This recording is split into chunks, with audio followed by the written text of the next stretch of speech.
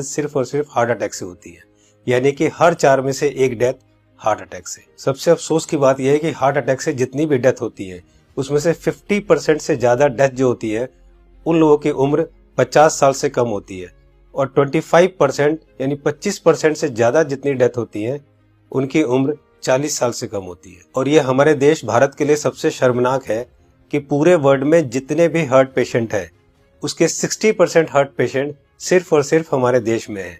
यानी कि अगर पूरे वर्ल्ड में 10 करोड़ लोग हार्ट के पेशेंट हैं उसमें से 6 करोड़ लोग सिर्फ और सिर्फ हमारे देश यानी भारत में है। यानी कि हमारा देश हार्ट डिजीज में नंबर 1 है। आज हमारे देश में 30 लाख लोग हर साल हार्ट अटैक से मरते हैं, यानी कि रोज हमारे देश में 9 से 10 हजार लोग हार्ट अटैक से मर जाते हैं। आपने अक्सर अपने आसपास सुना होगा कि आजकल बहुत यंग लड़कों के भी हार्ट अटैक हो रहे हैं और बहुत सारी डेथ आजकल यंग लड़कों की भी हो रही है। Ministry of health and family welfare के अनुसार पिछले 9 महीने में कोविड-19 से हमारे देश में करीब 1.5 लाख लोगों की डेथ हुई है, जबकि पिछले 9 महीने में हार्ट अटैक से हमारे देश में करीब 22 से 23 लाख लोग मर चुके हैं।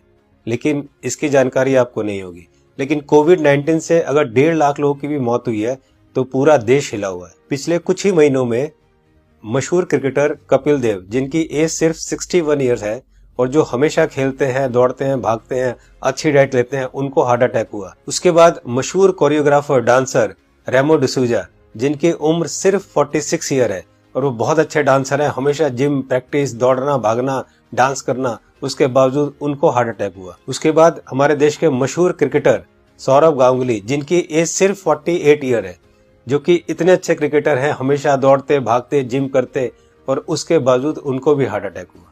दोस्तों, हमारे देश में जितने भी लोग हार्ट अटैक से मरते हैं उनमें अक्सर लोग हॉस्पिटल तक भी नहीं पहुंच पाते। तो आइए आज इस वीडियो में हम जान लेते हैं कि अगर अचानक किसी को हार्ट अटैक आए तो उसे तुरंत